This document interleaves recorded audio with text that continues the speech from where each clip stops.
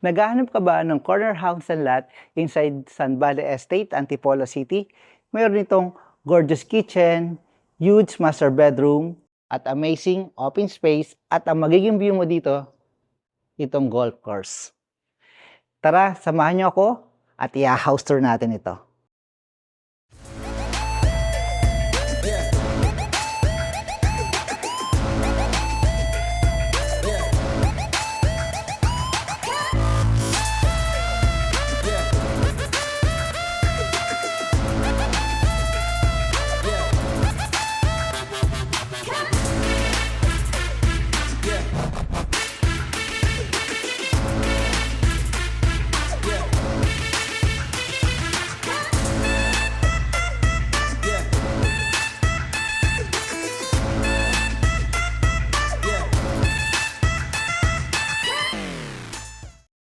Great morning everyone! Nandito po tayo ngayon inside San Valley Estate at ito yung bago nating property listing na ipipicture sa araw na to. Ito po ay corner house and lot. Meron po itong 330 square meter at ang floor area po nito is 320 square meter. Ngayon mga ka-EDJ, iniikot natin tong house and lot. Dito sa side na to, ito yung 2-car carport ninyo. Yan, ito yung pasad ng house and lot.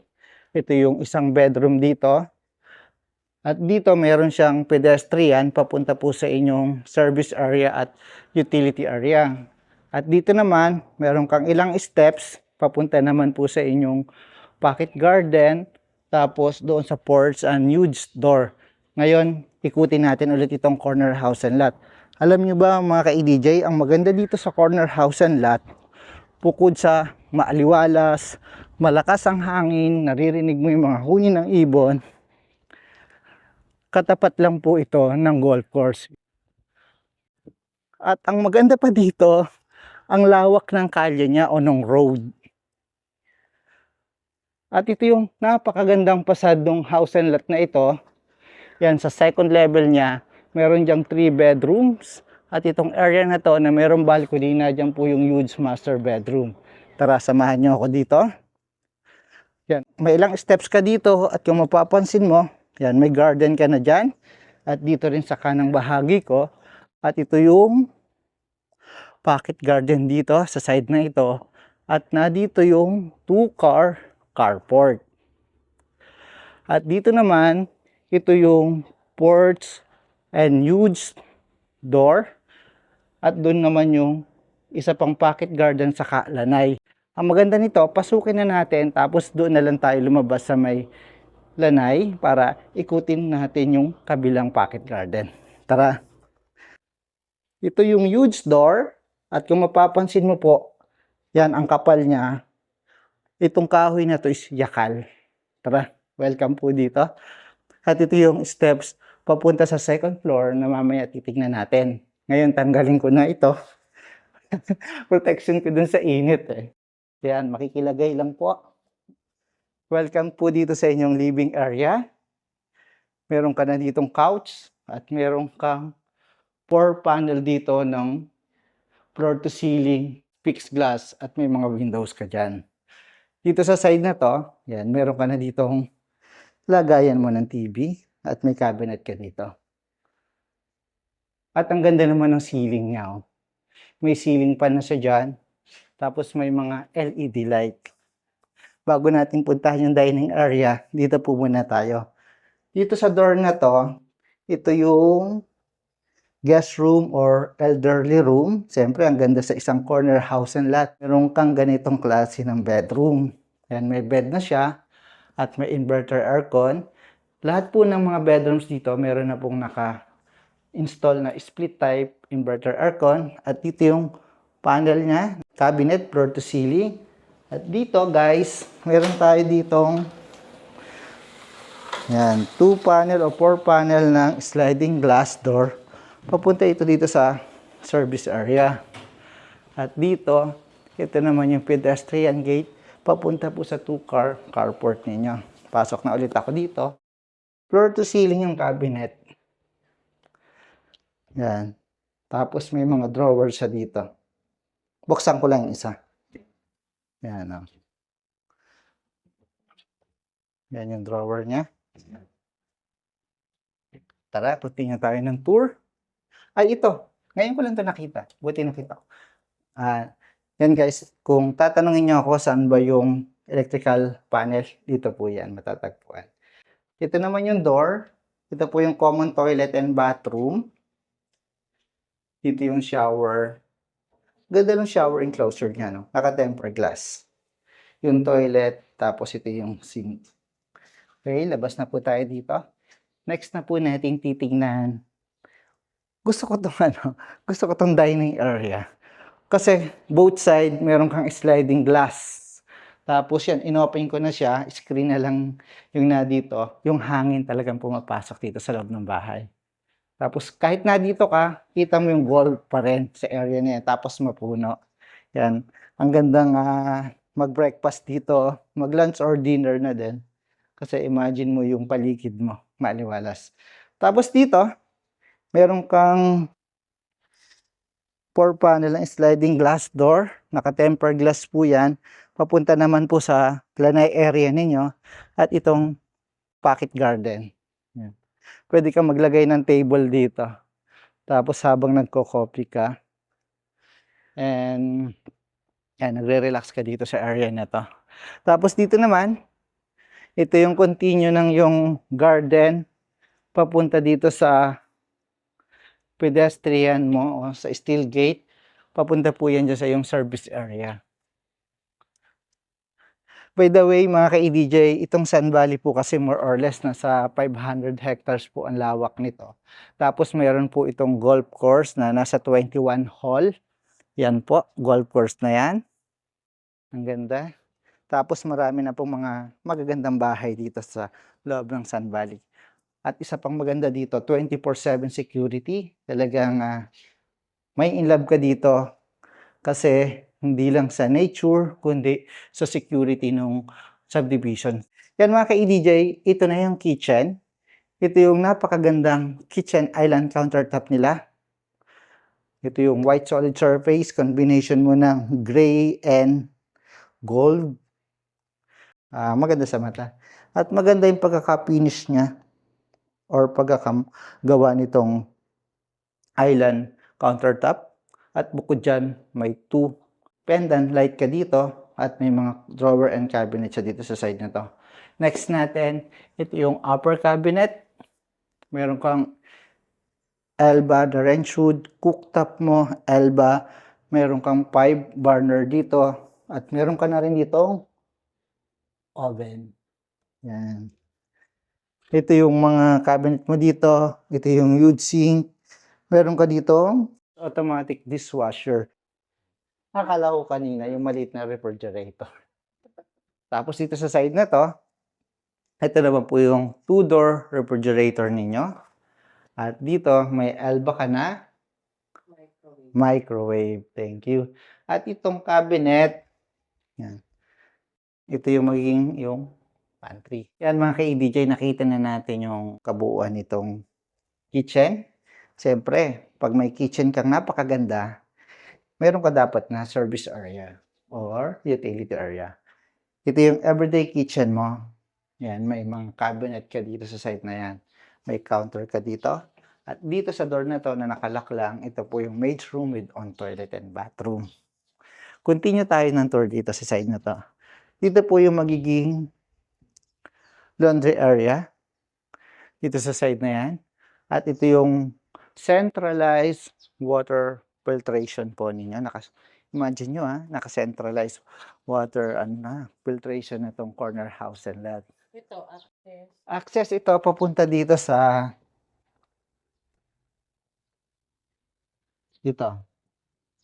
sa kanina papuntang lanay at garden.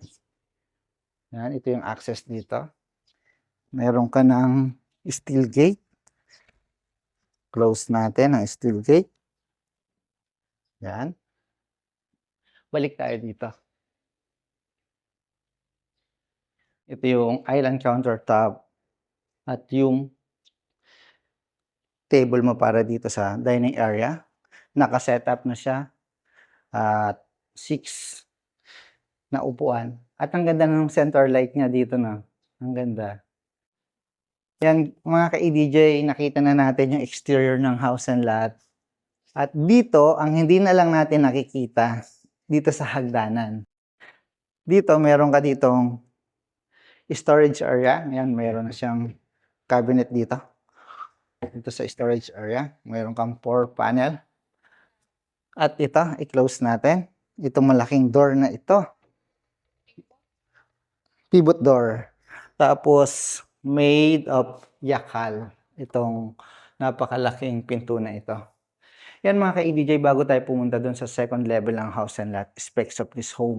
Ang lot area po nito is 330 square meter at ang floor area mula dito sa baba hanggang sa taas, 320 square meter. Corner house and lot po ito na meron po siyang 4 bedrooms, 4 toilet and bathroom, 1 maid's room with own toilet and bathroom at 2 car carport. At itong property, corner at naka-facing po siya sa golf course. Continue tayo ng tour. Ito yung steps mo. Mula dito, meron kang huge tempered glass dyan. Kita mo yung garden doon. At yung step mo, solid wood din. At ito, parang bakal yata ang ginamit dito sa handle. At welcome dito sa second floor ng house and lot. Meron ka ditong 3 bedrooms with own toilet and bathroom. Ang ganda ng chandelier mo. Di ba? Bagay na bagay dito sa napakaganda mong house and lot. At itong area na to, ito po yung family area. Pwede ka maglagay ng couch dito, center table. Tapos ito yung outlet mo dyan. Mula dito, yan, kita mo yung road, yung garden mo dun sa harap, at yung golf course. Yan. Hindi mo lang masyadong matanaw kasi mayroong napakalalaking puno. Greenery yung paligid. Yan, mga ka-EDJ, ito yung master bedroom. At dito muna tayo. Ito muna yung tingnan natin. Ito yung pang second bedroom natin dito sa house and lot. Dito sa area na to, yung tapat, yung dito niya, sa baba niya, dyan po yung 2-car carport. At dito, meron ka na ditong inverter type of aircon. At ito naman yung likod ng house and lot mo. At yung baba nito, ito naman po yung guest room or elderly room. Dito po tayo ngayon sa toilet and bathroom niya. Gusto ko yung combination ng kulay ng bathroom. Wood design. Tapos naka-black ka dito. With touch ng gray. At tempered glass. At yung brand ng toilet mo, cooler. At dito naman sa sink. Color. Ha? Color. Color. Yan. Tapos, vanity mirror. Labas na ako dito sa pang second bedroom natin. Ito yung hallway. Papunta naman sa pang third bedroom ninyo. Dito mga ka-EDJ, yung mga room natin. May mga ceiling fan na yan dyan. Para kung ayaw mo nang gumamit ng aircon, meron ka ng ceiling fan. Ito yung cabinet. Maganda yung cabinet niya. No? Kala ko, 2 panel lang. May additional panel ka pa pala dito sa area na to. Yan. Ganda. Bali, total 4 panels siya.